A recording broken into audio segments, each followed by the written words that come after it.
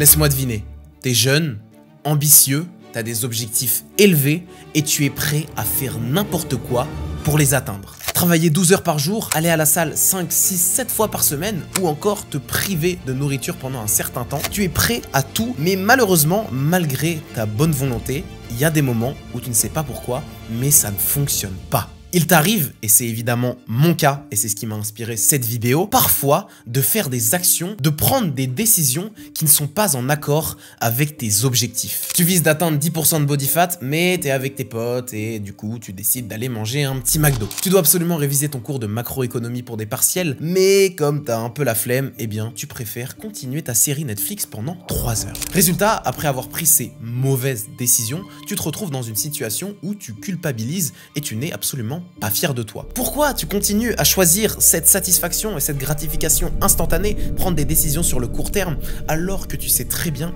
que tu aurais tout intérêt à faire l'inverse et à prendre des décisions qui te récompenseront dans le futur? Pour le savoir, j'ai fait quelques recherches et voici la réponse qui revient le plus. That is right. Discipline. Next. De la discipline. Look where you are now. Look where you are That's the discipline that instilled in me. Should we... Discipline. That's it.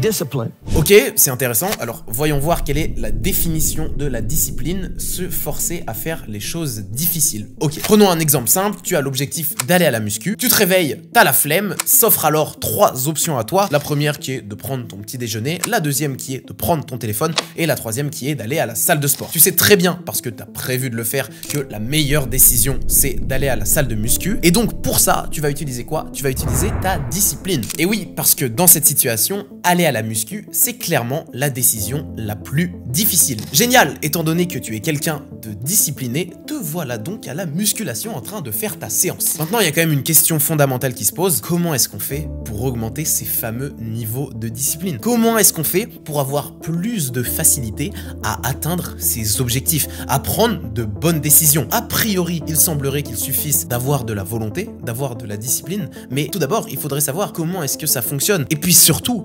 comprendre est-ce qu'au final, cette notion de discipline ne cache pas quelque chose d'autre.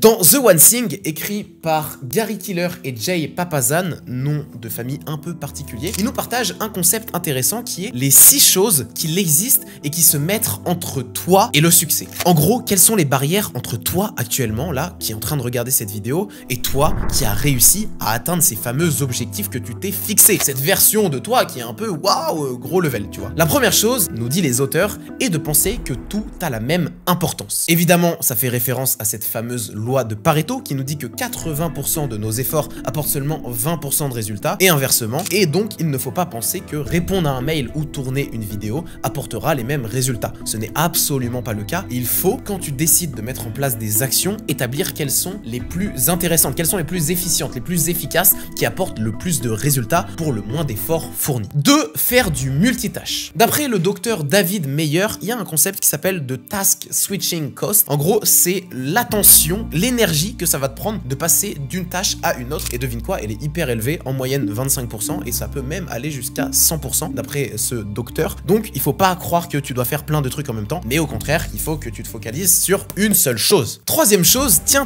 croire à la discipline. On y reviendra plus tard. Ok, passons. 4e, la volonté est sur demande. Tiens, encore une fois, très intéressant. 5e chose, le mythe de la vie équilibrée. J'en parlais dans une de mes dernières vidéos, celle sur Yomi Denzel, comme quoi il faut pas croire que tu dois avoir une vie équilibrée, et il y a des moments où c'est normal et c'est même important d'avoir des trucs déséquilibrés si tu veux obtenir des résultats extraordinaires, parce que pour être sportif de haut niveau, bah tu peux pas juste faire 2 heures de sport par jour et soulager un petit peu ton corps. D'ailleurs, c'est une tendance qui est clairement en pleine explosion, parce que l'expression work-life balance, ça a été en 30 ans, ça a fait x200 en gros. On l'utilisait une fois il y a 30 ans en arrière et maintenant on l'utilise 200 fois, sauf que c'est une échelle un peu plus importante. Pour finir, la dernière illusion, c'est de penser que le grand c'est mal. Il y a un terme pour ça qu'on appelle mégaphobia, c'est la peur irrationnelle du grand. Donc c'est voilà, gagner trop d'argent, waouh, c'est pas bien, avoir un trop grand appartement, c'est pas bien, etc. Donc c'est un peu cette peur irrationnelle, on sait pas trop pourquoi, mais dès que ça devient un peu ambitieux, un peu trop important par rapport aux autres aussi,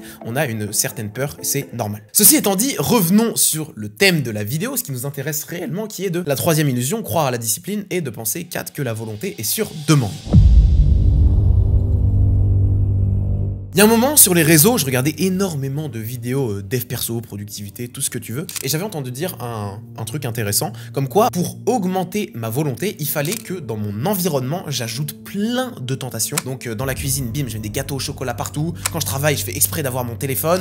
Je sais pas, j'ajoute des trucs en fait, des tentations de partout pour faire en sorte d'entraîner et d'augmenter mes niveaux de discipline, mes niveaux de volonté. Une fois que je vais être confronté, je vais avoir la tentation et je vais dire non, non, non, je n'y vais pas, je résiste. En gros, je choisis consciemment de ne pas faire quelque chose, même si la tentation est présente, et grâce à ça, j'augmente mes niveaux de volonté. Malheureusement, après avoir essayé 2-3 jours, je me suis rendu compte que ça fonctionnait pas hyper bien. En fait, ça fonctionnait même pas du tout, et au contraire, j'ai eu un peu l'effet inverse qui s'est produit, c'est-à-dire que je cédais souvent à la tentation. Certains penseront donc que je suis quelqu'un de pas discipliné, qui a au final pas énormément de volonté, mais attendons de voir la suite pour tirer de si grandes conclusions. Roy Baumeister, qui a écrit un livre qui s'appelle Le pouvoir de la volonté, il a mené également pas mal d'études scientifiques sur le sujet, c'est un peu l'expert dans le milieu, et il a découvert un concept qu'on appelle de ego depletion. Pour le démontrer, il a mené une étude avec 67 participants qui n'avaient pas mangé depuis au moins 3 heures. En gros, il les a divisés en 3 groupes. Le premier où ils avaient soit possibilité de manger des radis, soit des cookies, mais il n'y avait aucune obligation, ils faisaient ce qu'ils voulaient. Le deuxième, ils avaient aussi radis, cookies, mais ils avaient que le droit aux cookies. Et le dernier, radis, cookies, mais ils avaient le droit que aux radis. T'imagines bien que ceux qui avaient que les radis avaient un peu le seum. On va pas se mytho, manger un radis, c'est beaucoup moins bon qu'un cookie. Ensuite, ils ont pour objectif de réaliser, enfin d'essayer de réaliser un puzzle parce qu'il est tout simplement impossible. L'objectif, c'est juste de voir à quel point est-ce qu'ils vont être coriaces et ils vont continuer à essayer de résoudre le puzzle. Résultat, le groupe qui a mangé que des radis et qui donc a dû résister de ne pas manger des cookies parce qu'on leur avait interdit, mais en vrai si vous voulez, vous pouvez prendre un petit cookie comme ça en scred,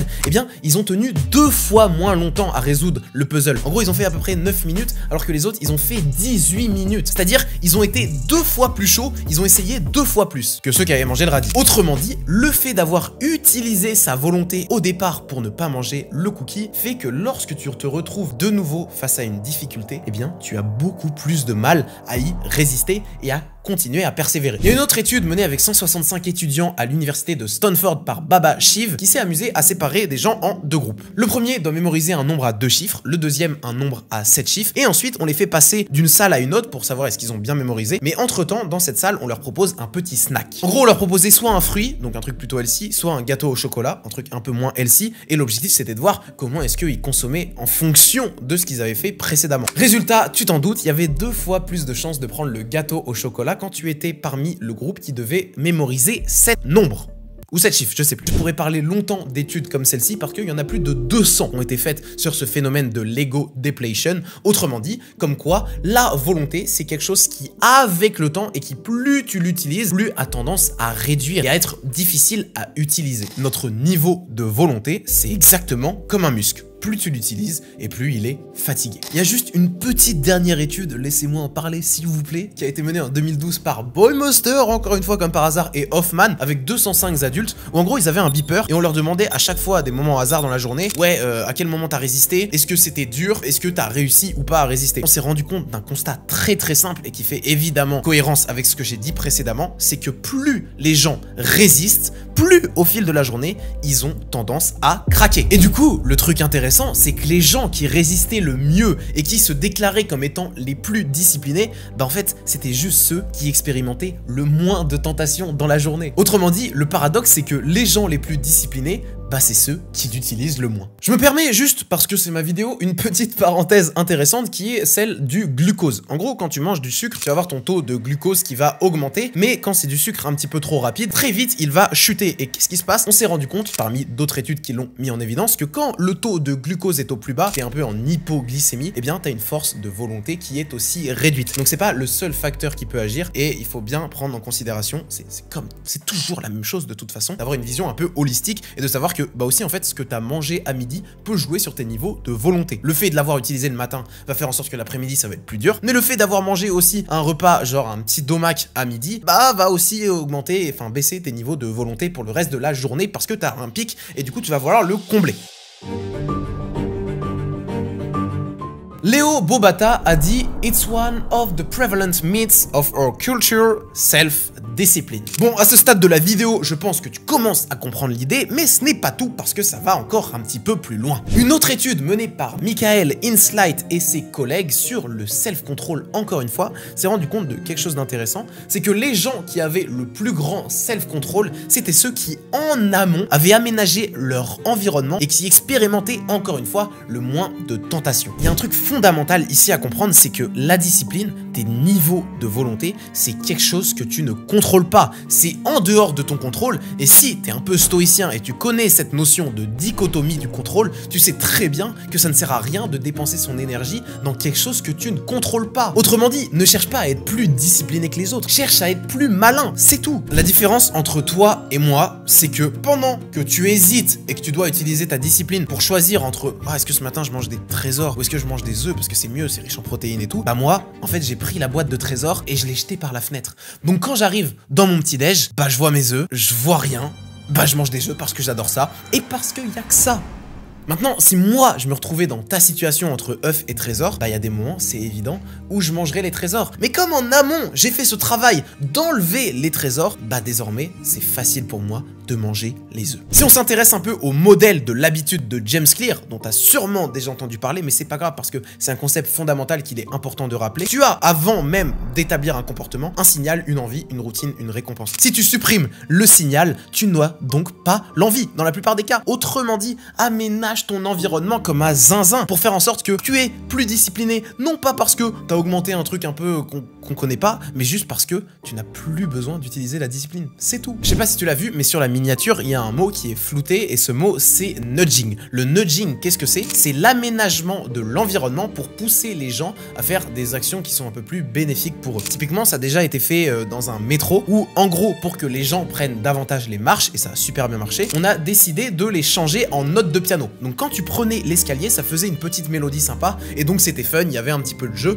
Donc tu décidais non pas de prendre l'escalator, mais à la place tu prenais les escaliers et c'est cool. Pourquoi? Parce que ça te permettait de faire un peu plus de sport. Ça a déjà été fait aussi dans plein d'environnements différents où il y a des cantines, des selfs, et en fonction d'où est-ce qu'on positionne les desserts, est-ce qu'on propose de l'eau, du jus d'orange, etc. ou est-ce que juste on met de la taille des assiettes grandes, la taille des assiettes petites, bah on arrive à influencer les comportements, à faire en sorte que les gens, sans même s'en rendre compte, prennent des décisions qui sont un peu plus favorables à leur santé. Un autre truc également très intéressant, c'est la notion de choix, parce que plus tu as de choix dans ton environnement, plus tu as de possibilités, et plus d'une part tu as peur de prendre de mauvaises décisions. C'est la distinction entre maximiseur et satisfier. Étant donné qu'on est la plupart d'entre nous des maximiseurs, quand on prend une décision mais qu'on n'est pas sûr de savoir si c'est la meilleure ou pas, ça a tendance à nous rendre anxieux. Ça a tendance, et il y a des études qui le montrent, à suractiver notre cortex singulaire antérieur. Autrement dit, ça c'est une des stratégies aussi que tu dois mettre en place, c'est tout simplement de réduire au maximum le choix que tu dois faire, les choix que tu dois faire. Prenons mon exemple. Dans ma cuisine, j'ai acheté un cuiseur vapeur. Autrement dit,